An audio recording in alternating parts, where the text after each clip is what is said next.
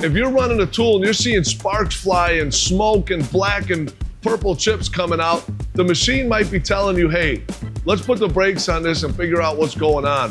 Welcome back to another episode of the Lathe Lab here on Practical Machinist. I am your host, Luke.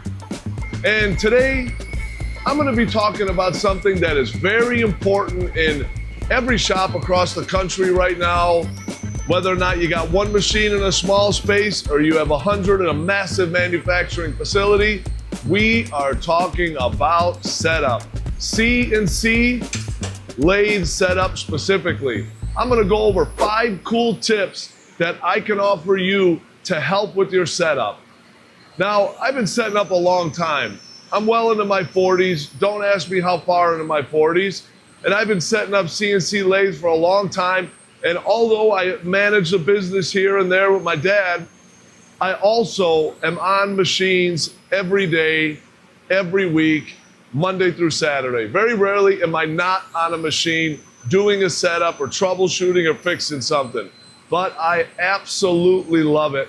My favorite thing to do in the world is to grab a new setup that we've never ran before, write the program, get the tooling together, hop on a machine and set it up.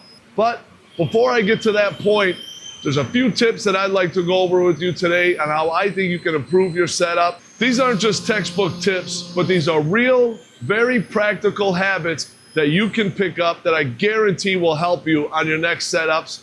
Not just that setup, but also preparing for the future going forward. The first tip that I want to go over is hyper specific, but if you've been there, you know how darn important it is, but not just how important it is, how easy and cheap it is to avoid it. This is what I would call upkeep of your insert clamping screw. These little things that come with the tool. It's a screw that holds down your insert. Generally in our industry, you'd use a Torx. In this case, it's a T15 to tighten down a turning tool. Once they strip, it is a headache. And keeping up with that screw can take a bad day and turn it good, or letting it strip while you're in the machine, while you're setting up, you get your tool mounted, you get everything touched off, you start running, and all of a sudden you got to change your insert, and you go to and slip, the Torx slips out. If you've been there, drop a comment below. I feel it. I feel the headache. Man, do I hate it. Now what I get in the habit with, especially on smaller boring tools like this guy, this WBMT bar, it takes a T6, a little Torx 6 wrench to tighten it. I just change the screw. Every setup I'm on, I change the screw. We keep extras in stock. It costs about $2. For $2, it can save time. Second thing, going right along with that, make sure that your Torx wrenches are good. They do not last forever. It's considered perishable. No matter how well you treat them, eventually they are going to wear out. Toss them. Same thing, they're very cheap. We buy them in packs of 10 at a time in T6, 7, 8, 9, 10, 15, and 20, and we keep them in stock all the time. That would be my first tip. Keep your insert clamping screw in good condition. If it's worn out, throw it in the trash, put a new one. It can take your bad day and make it good. The next one that I want to talk about, same thing. It's cheap. It's basically free, minus just a couple minutes of typing at the control or on the computer as you're writing your program offline. Document everything in your program as much as possible. Now, if you make setup sheets, this applies to your setup sheet. But certain companies and operations don't have a setup sheet. They use what we call man-readables inside the actual program itself, which I think is sufficient for the most part. And is it as complete as a setup sheet? No, it's not. But it can definitely help for the operator, the setup person at the control to know what's going on. So real quick, let's take a look at my program I'm running over on the Doosan. I'll show you. So here's a program I'm running right now, and you can see simple 20101, 431 turn, but it gets a little bit more complicated than that.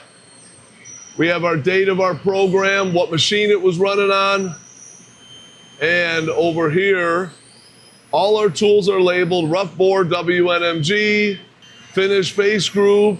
All the tools are labeled and their operation. But here's a good example. Tool 11 is a 3mm wide face groove. But furthermore, it's an X-axis turning tool, square shank. The reason I specify that is if you're doing face grooving, you can have a round shank such as this, but there's also square shank tooling. So it's good to have it on your setup sheet, but it also helps to document it in the program. Let's look at another one. Here's another good example. Tool 9, rough and finish bottom bore. So it roughs and finishes the bore. Great, that's a little too generic. So it says 3/8 diameter bar with the CCGT 2.004 insert. It specifies the type, the geometry, and the nose radius. It's really no more information you need. And over here on our path 2, set lines in my program like this. Work on main side now. So path 2 is my lower turret. Generally it goes to the sub, but it can also go to the main. In this program, my lower is going to my sub and my main. So for the operator or the setup person to know what tools it's working on or what spindle's working on, work on main now. Chamfer face holes. So that's just a brief description of what we do, and I find it so helpful. And like I said, it doesn't cost anything. It costs a couple minutes to type it in. I programmed that offline, so I typed that all at my computer. So I was sitting there playing Angry Birds. I'm typing in man readables in my program. It's a win-win. Tip number 3, clean your boring pockets every setup. It's not just gonna save you time in the setup you're doing now, but your future self will thank you. If you were to put a tool holder in like this in a pocket and it doesn't go in, so you smash it in, there's something that's causing interference for this not to slip in nice and easy. That thing is most likely chips. And as you smash that tool down, you're gouging your holder and your machine with chips. No bueno. Take a look. So here we are inside the machine. This is the type of holder in question. Here's my tool I'll be mounting, and I want you to notice how nicely everything sits in. Very easily in and out, no problem. Tool goes in, listen to this. Perfect, in and out with no issue. And furthermore, my clamping screw, I can tighten down easily without forcing it all the way down. That's what I mean, and the reason we have that so nice and easy is because we take care of the tool pockets. If something doesn't fit, we take the 10 minutes or the 2 minutes to clean it out. When you take the tool out, blow out your chips, blow out your tool, put it in the cabinet. When you need it again, boom, you're ready to go. Hear that satisfying sound again? Click. That's what you want to hear.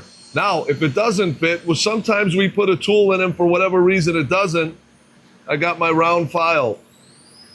I'll try to feel the inside to feel a high point. If I feel it, I gently file it off. I'm just filing off that high point. Done. Or you can use a stone or sandpaper.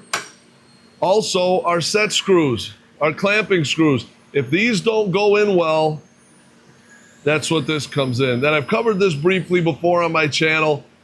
I keep this all the time in my box. If one of these doesn't fit well, I just re-tap it. If it still doesn't fit, I discard and get a new screw. We got extras of these all the time. It's a pet peeve of mine when I'm on a machine and my bushing and tool won't go in well and it won't tighten. I hate it. I always try to fix it. Now for tip number 4. Before you touch a single tool, turn a single wrench on the machine, it's a great idea to make sure you have everything ready. Not just the tools that you're using for that particular job, but what tools may you need to get the machine set up and going. Your hex keys, your hammers, your wrenches, whatever that might be. I spend so much time walking through the shop all day looking for something, and again, it's a pet peeve of mine. What I like to do beforehand, and if you got a toolbox, like a rolling tool cart, bring that sucker over to the machine. I keep mine right here all the time. It's got everything I need, plus about 50,000 things I really don't, and they're all jumbled up and messy, but that's fine, that's me. Get your tools ready, what you need beforehand, like this. This is just a little snippet of what I would have ready for a job, and it's incomplete, but I do have a couple set screws that I'm gonna need to replace. Of course, I got my hammers, the big behemoth. This is just for very, very light tapping. Just kidding, I don't even really use it that much, but I made a video on it, so I'd like to have it. I got a couple tools that I'm gonna need to set up the job. Of course, different adjustable wrenches, my channel locks, little tiny breaker bar. We don't want to exert too much force on it. We don't need to. Of course, standard and metric hex keys, a file in case I need to repair a pocket, a little drill. I still got to find a bushing for that one. Got my turning holder I'm going to put in. So this isn't even the complete cart that I have ready to be set up for this next job. It's just a few items that I'm in the middle of getting ready for my next setup. And I like to have everything on a cart. And also, when I'm in the middle of a setup, I dump all my stuff on here that needs to get put back away, so I know everything is over here. We're ready to roll. The last and final tip, tip number 5, trust your gut. It's a little bit of a weird tip because there's nothing specific about it of an item or anything tangible. Trust your gut. If you're running through a program or you're setting up and you're getting ready to tighten something down and anyone that's been there setting up, drop a comment if you felt this. You're tightening a tool down and you feel it a little bit spongy when that set screw should hit metal on metal and you have a feeling, that just doesn't feel right. Back that sucker out, check it. I've done it a lot where I go to tighten something down and feels spongy, there's a little chip. Is that chip gonna matter? I don't know, but I wanna trust my gut and get it done right the first time. If you're running a program through and you get all your tools touched off and you're dry running it and that drill looks, and even though you don't have material, if that drill looks a little bit too close for comfort, but you think, well, I think I touched it off right, trust your gut, take a couple of extra minutes to make sure that it's correct. And a lot of that goes more towards the more experienced people in our field with setup and programming and operation, but it applies to people that are new in the machine shop. If you're working in a shop and you have an idea of something that you're doing might be a little bit sketchy, or the parts might be bad, or the surface finish might not be there, or you're seeing the chips that don't look the same way they did, and the tool might be worn, trust your gut. Don't just stop the machine and hit the E-stop, but go get someone and let them know.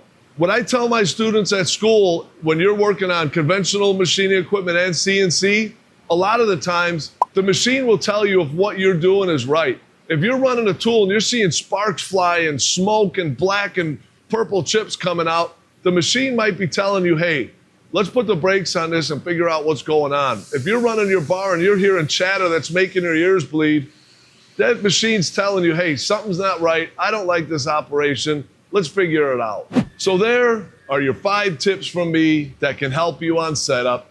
Not just the setup that you're working on today, but following these rules and these practices and some of these ideas can help you and your team on setups in the future. I hope you enjoyed the video. Drop a comment below if you did. What other tips would you add to that? We can get the conversation rolling down in the comments and go back and forth about some ideas we all have. Check out the other contributors and videos on Practical Machinist channel and all their social medias. Wonderful, wonderful content, both entertaining and educational. Once again, this is Luke with the Lathe Lab at Practical Machinist, signing out for this video, and we hope to see you next time. Thank you for watching.